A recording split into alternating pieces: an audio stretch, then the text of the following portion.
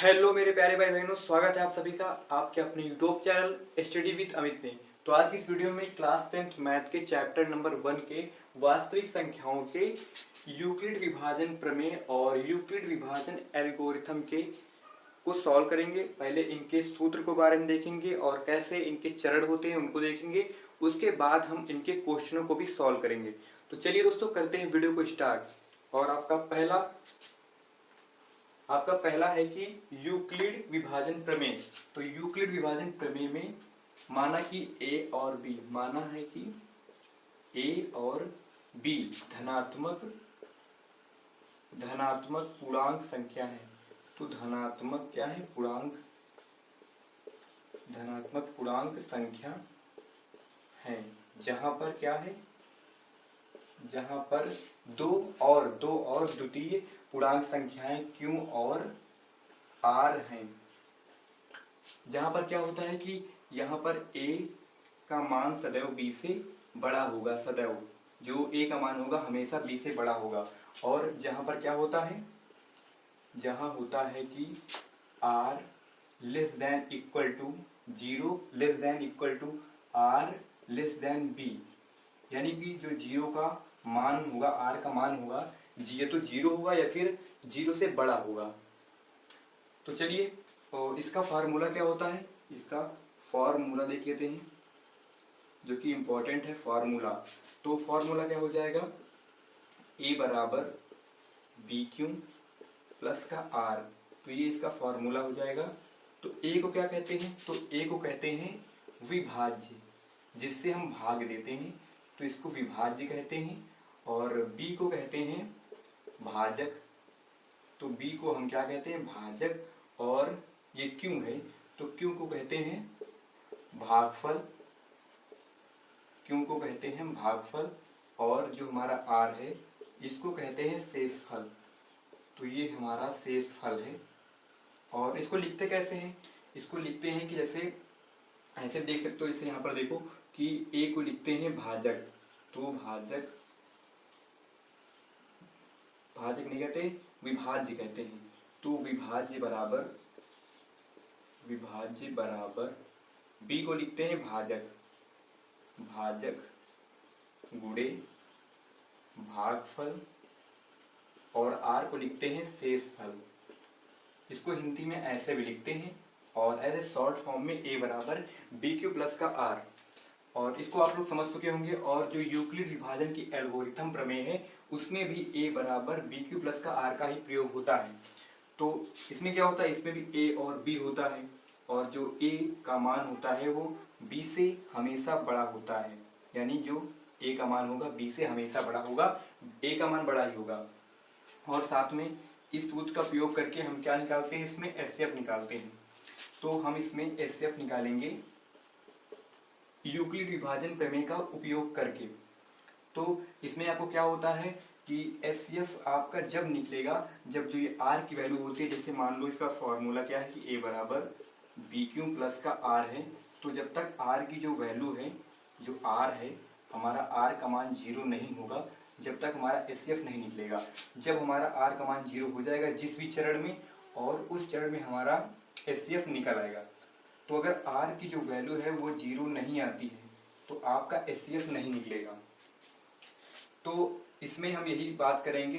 तो जैसे आपका एचसीएफ मान लो किसी किसी का कोई अंक का 2-3 चरण में निकल आता है, कोई अंक का 7-8 चरण में निकलता है। तो इसमें आपको जहाँ तक आपको जिस चरण तक जाना पड़े कोई प्रतिबंध नहीं है, आप उस चरण तक जा सकते हैं। तो हमने इसमें 2 यूनिट समझाई, यूक्लिड विभाजन प्रमेय और यूक्लिड विभाजन एल्गोरिथम दोनों। तो अब चलिए इनके क्वेश्चनों को सॉल्व करते हैं, और काफ़ी इंपॉर्टेंट क्वेश्चन होंगे। तो चलिए पहले इसको साफ कर लेते हैं और फिर से क्वेश्चनों को करते हैं सॉल्व। और अभी तक आप लोग हमारे चैनल पर भाई नए हो तो वीडियो को लाइक कर लेना, चैनल को सब्सक्राइब कर लेना और हमारे बेल आइकन को प्रेस कर लेना, ताकि आपसे कोई भी वीडियो मिस ना हो। तो इसमें आपका क्वेश्चन क्या होगा? मान लो क्वेश्चन है जैसे कि 81 और 227 का मासा ज्ञात करो। क्वेश्चन नंबर 1 क्या कहता है कि 81 और 200 कितना है? 237 है। 237 का हमें मासा ज्ञात करना है। मासा यानी कि HCF ज्ञात करना है। तो HCF कैसे ज्ञात करेंगे? तो इसमें हम यूक्लिड विभाजन एल्गोरिथम का प्रयोग करेंगे, तब हमारा मासा निकलेगा। तो इसमें हम फार्मूला वही रहेगा, A बराबर B³ प्लस का R, ये तो हमारा फार्मूला ही रहेगा। और साथ में एक बात और इसमें ध्यान देंगे कि इस तरह के आपको सामने से इसमें ये पहले छोटी संख्या दी गई है, फिर बड़ी संख्या दी गई है, तो आप लोग को ये ध्यान रखना है कि जो बड़ी संख्या होगी, बड़ी संख्या को हमेशा A मानेंगे, क्योंकि क्या लिखा है कि A ग्रेटर देन B, तो A को हमेशा बड़ी संख्या मानेंगे। चाहे आपके सामने 225 और 18 लिख कर आ जाए, तब भी आप 225 को ही A मानेंगे।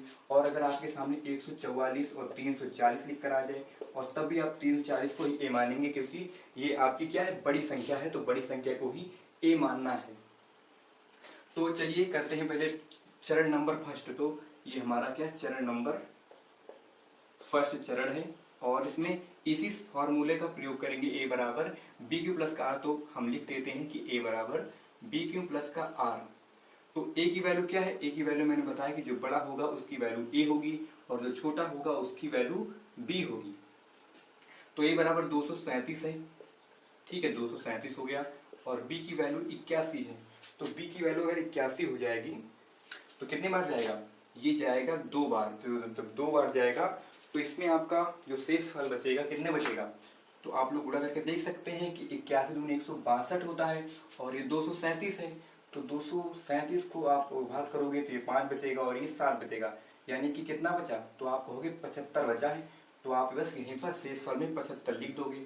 और ये देखना है कि जो R का मान है क्या 0 आया है? तो 0 नहीं आया, R का मान है 75, तो R का मान 0 डज नॉट इक्वल टू 0, यानी कि अभी हमें HCF का मान नहीं मिला है।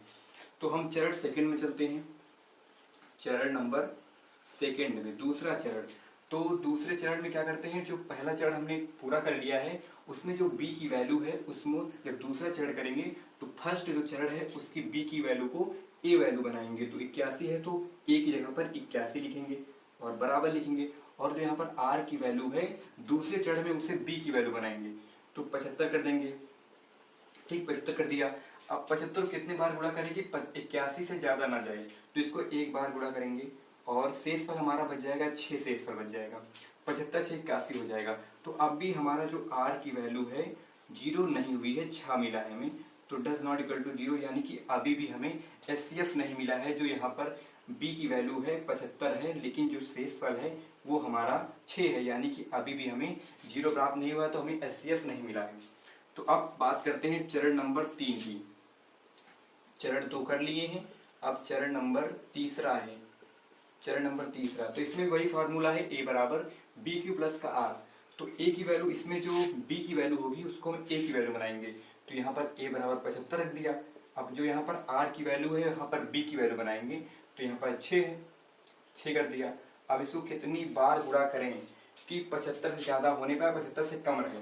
तो बरछन 72, ठीक है, 12 से गुणा किया तो शेष पर आपका कितना बचा? 3 बचा, तो 75 हो गया।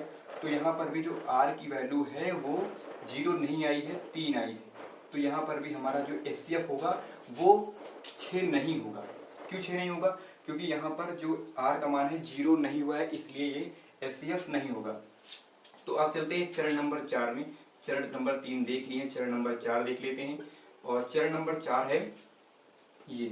तो चरण नंबर 4 में ये जो हमारी B की वैल्यू है उसको हम A की वैल्यू रखेंगे, ठीक है, रख दिया A की वैल्यू पर, और बराबर का निशान लगा दी। जो B की वैल्यू यहाँ पर आएगी, यहाँ पर जो R की वैल्यू है वो यहाँ पर B की वैल्यू में आएगी, तो 3 यहाँ पर आ जाएगा B की वैल्यू में। जो यहाँ पर R की वैल्यू है 3, ये यहाँ पर B की वैल्यू में आ जाएगा, और 3 दूनी 6 हो जाएगा, तो शेष फल 0 हो जाएगा इसमें। और इसमें जब शेष फल 0 हो जाएगा तो R का मान जो है वो 0 हो जाएगा। जब R का मान 0 हो जाएगा तो अब यहाँ से हमारा जो HCF जो B का मान निकलेगा वो हमारा HCF है, यानी कि जो 81 और 237 का जो HCF होगा, क्या होगा? HCF यानी कि मासा, तो हमारा 3 होगा, ठीक है, याद रखेंगे 3 होगा। इंपॉर्टेंट क्वेश्चन है, और इस तरह क्वेश्चन पूछे जाते हैं, और इस तरह आप हर क्वेश्चन में करेंगे। जैसे आप क्वेश्चन में जब तक आपका R का मान 0 नहीं होगा, जब आपका R का मान 0 हो जाएगा तो जो उस फार्मूले की जो बी की वैल्यू होगी, मानिए बी की वैल्यू ये क्यों है, तो जो बी की वैल्यू होगी वही हमारा मासा होगा। तो आई होप आप लोग को ये वीडियो पसंद आई होगी, मतलब ये क्वेश्चन पसंद आया होगा, तो आप लोग समझ गए होंगे। चलिए नेक्स्ट क्वेश्चन चलते हैं, एक क्वेश्चन और करते हैं और उसमें आप लोगों को पूरा क्लियर कर देते हैं। इसको साफ कर लेते हैं पहले।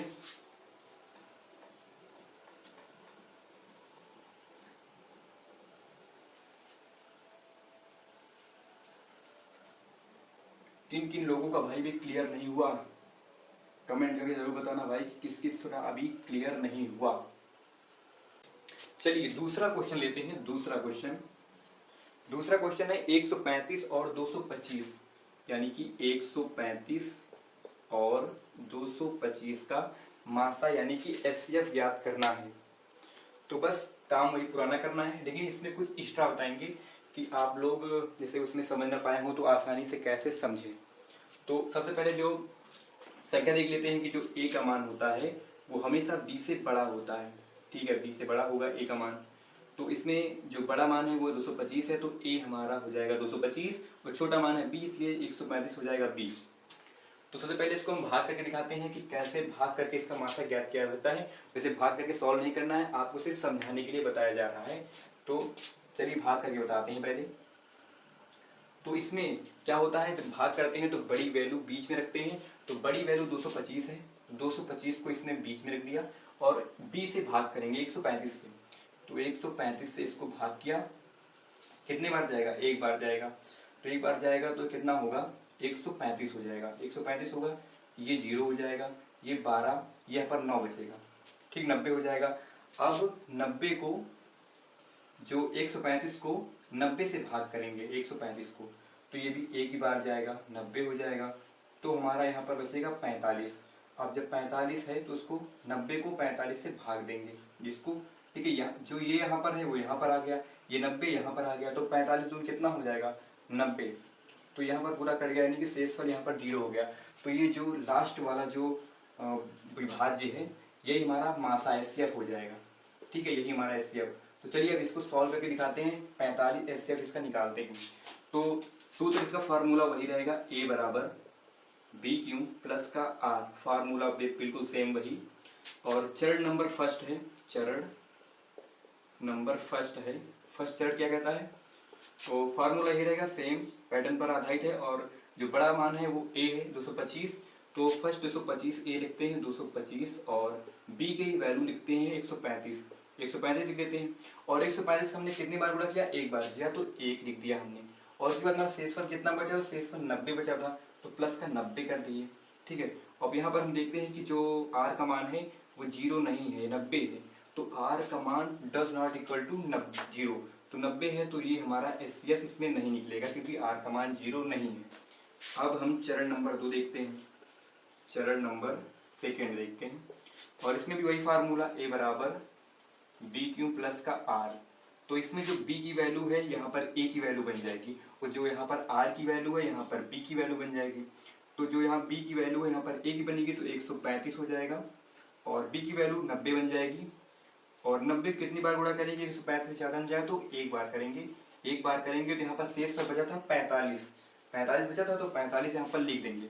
जब 45 लिख देंगे तो अभी भी जो हमारा आर की वैल्यू आ रही है वो 0 नहीं आ रही है, डज नॉट इक्वल टू 0, 45 आ रही है। तो ये भी हमारा जो बी का मान ये हमारा है वो एचसीएफ नहीं होगा। आप चरण नंबर 3 देखते हैं, चरण नंबर 3 नंबर चरण। तो इसमें वही सेम फार्मूला रहेगा, ए बराबर बी क्यू प्लस का आर। तो इसमें जो यहाँ पर बी की वैल्यू यहाँ पर ए पर हो जाएगी तो 90, जो यहाँ पर आर पर है वहाँ पर बी पर हो जाएगी तो 45, और 45 दून 90 होता है, 2 बार हमने गुणा किया था, और शेष पर हमारा यहाँ पर 0 आ गया था, 0। तो यहाँ पर जो आर का मान है वो 0 है, आर का मान 0। जब आर का मान 0 हो जाएगा तो जो बी के स्थान पर वैल्यू होगी, यानी बी के स्थान पर कितनी 45 वैल्यू है, तो जो 135 और 225 का जो एचसीएफ होगा यानी मासा होगा वो हमारा 45 होगा। तो इसका राइट आंसर हो जाएगा 45 होगा। पहले भी हमने भाग करके निकाल दिया था 45, लेकिन इसको यूक्लिड विभाजन एल्गोरिथम प्रमेय से इसको सिद्ध किया है।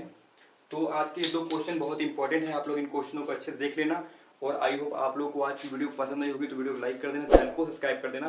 मिलते हैं कल की क्लास में, तो आप लोग फॉलो या सब्सक्राइब कर लेना। नेक्स्ट क्लास से मिलते हैं, तब तक के लिए जय हिंद।